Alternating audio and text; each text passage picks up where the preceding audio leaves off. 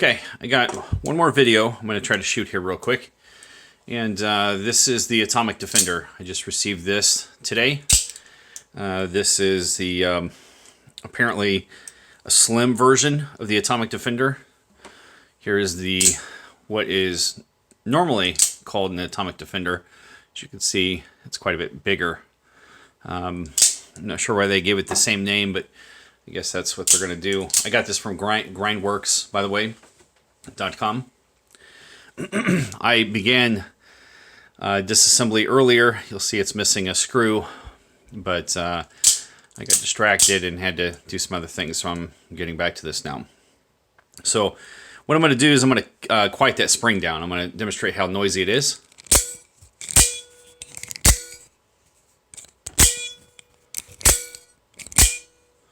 So it's noisy. That twangy spring sound is crazy. It's loud, and I can feel it vibrating throughout the whole handle. So we're going to go ahead and take care of that. I wish I had something I could do about this button. It slops around.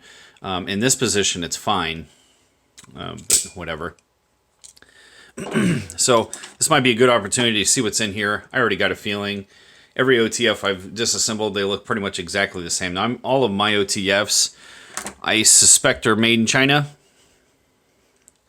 They might claim to be Taiwan or something like that. In fact, I could have swore that I read that this was made in Italy, but I don't think so. So these screws are terribly loose with no Loctite, and I don't have any Loctite. My Loctite spilled all over the table and it helped destroy the finish of my table. That was pretty nice. Oh, one thing I like to do when I'm working on these OTFs is go ahead and get the blade where it's floating in between either lock or both locks, I guess.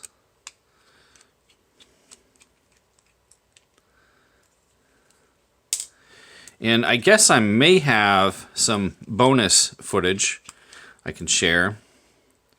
Let me pause the video for a second. I'll be right back. Okay, I'm back. You'll probably notice that this knife just appeared. We may get to that in a moment. Okay, so since the edge on this knife is a joke, I'm going to go ahead and use this as a pry tool.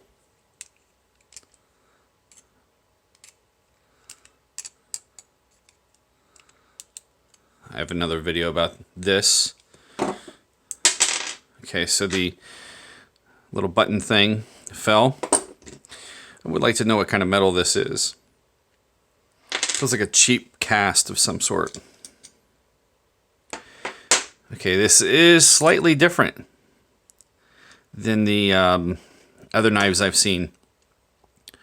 This has actually got its own. I mean, it's the same concept, but it's different. The slide's different. The springs are different. The hooks are different.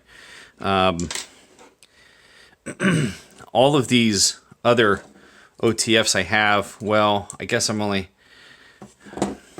can only say that about these two at this point. They're pretty much the same, very, very similar, and then this is a little different in itself. I was kind of curious to see if these were going to have the same. These were going to have the same guts as this one, but apparently not.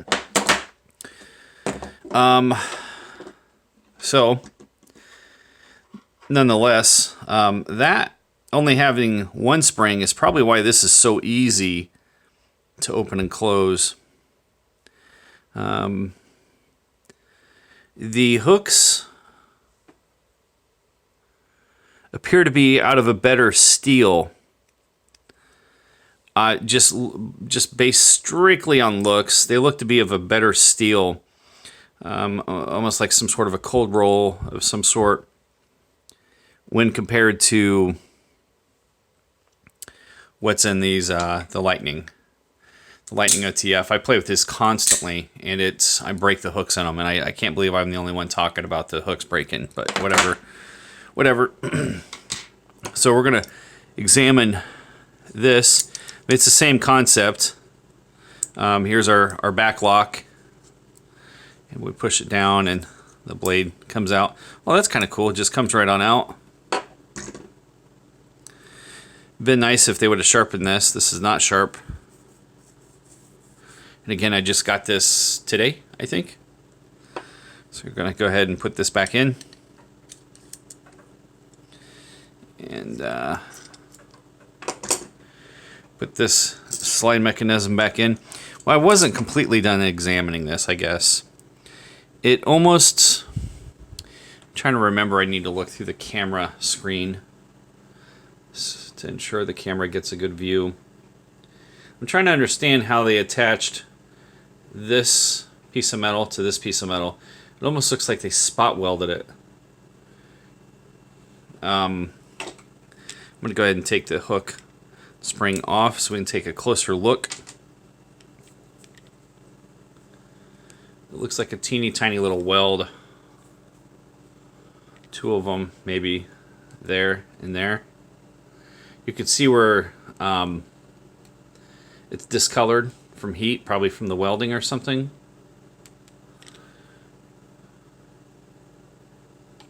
Okay, so let's go ahead and put this back together. And again, usually the short, we have two hooks on a spring. You'll see this hook, my hands are getting filthy. The hook in the back is usually longer than the hook in the front. So I'm going to hook the front one first. There we are. Put it in a position. Now we're going to just apply a little bit of lithium grease. I've said this a lot, so I'll say it again. The grease is not to be used. It's not being used as a lubricant. It really is nothing more than just dampening the noise of the spring. I think that will suffice.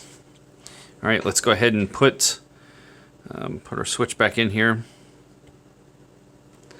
and put the top half back on.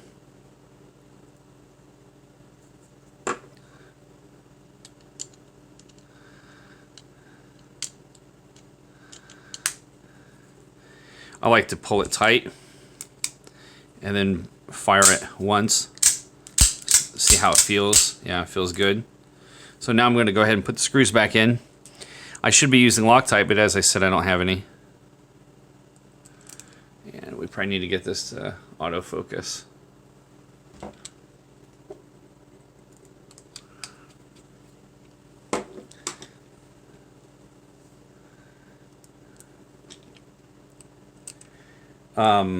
My little test runs there without the screws in, I can tell that the noise is gone.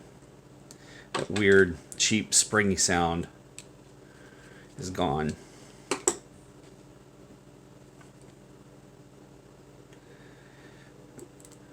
It'd be interesting to see what the wholesale is on these. I bet you it's not much, but it's like 10, 12 bucks or something.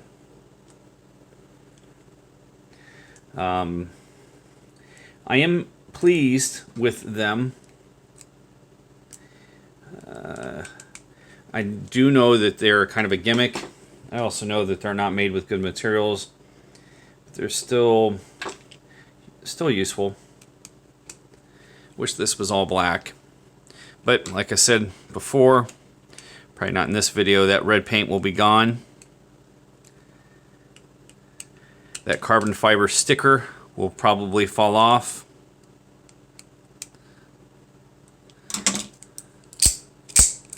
Oh yeah, it feels and sounds so much better.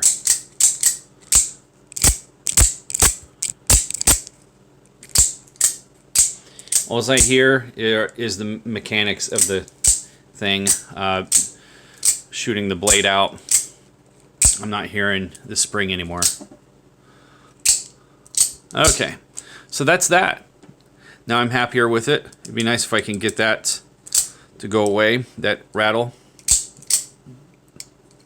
in the switch, but I just don't think that's gonna, I don't think that's in the cards. All right, so now for the bonus material. A friend of mine gave me this. I'm not sure where he got it. He probably traded somebody for something. And he told me he was in a pinch somewhere, needed to use something, and basically used this as a pry bar and destroyed it. The blade, you know, this is not a high quality knife to begin with.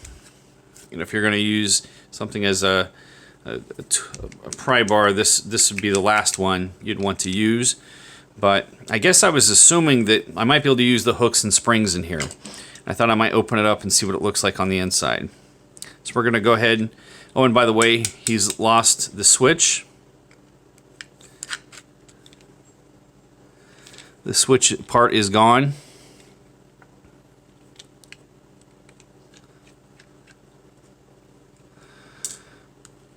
This is an atomic knife also. I've looked it up before. I don't remember its name. It should have a pocket clip and a glass breaker on it. And I have those in a bag over there somewhere.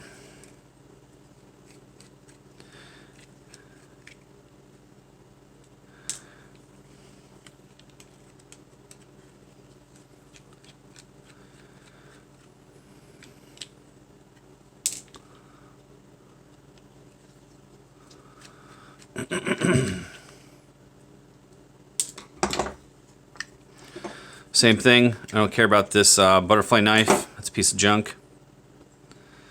Okay, we got a slightly different design here too. I really expected this to be the same. When he gave it to me, he had it in a bag filled with PB Blaster. I don't know if he thought it was rusted up. What is that? That's what went wrong on this blade.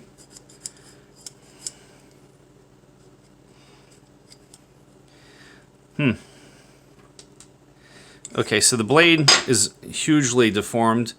You know, and that's where if I was good with metal, I would probably be able to straighten that out and then put a good edge on it again. But I'm not.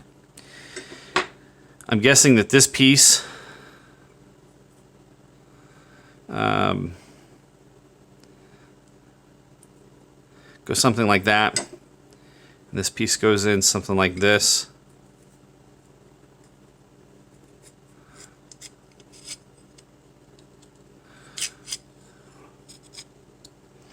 Yeah, it's not going to go in. He said that it was all jammed up with stuff. That's probably why he lubricated it. That's why it won't go in, but that's not why it won't go in. It won't go in because it's not straight anymore. It's curved. That's why it's not going in. And he also had it past... I'm sorry. He had it... No, this is correct. It was past this, but this piece was in the wrong location.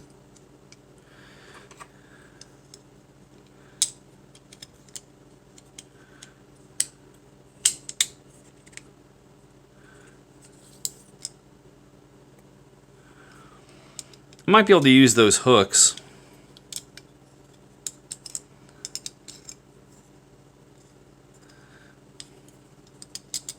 Or the spring or something, I don't know. So this is supposed to slide like so.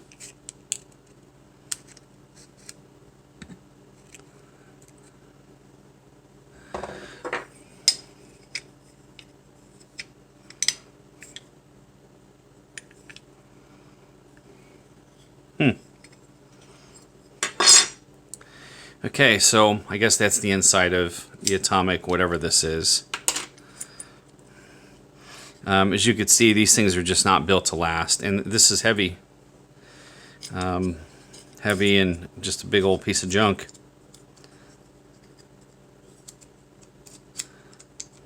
Not sure. I guess this comes out, and this will slide out.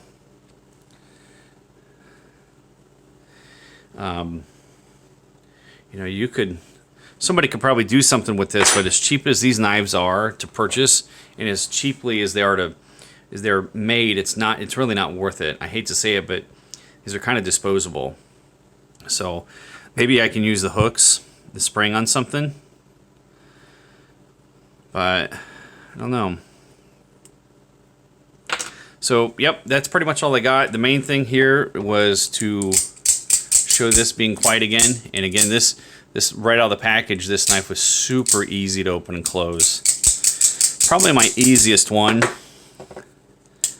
This is pretty easy too.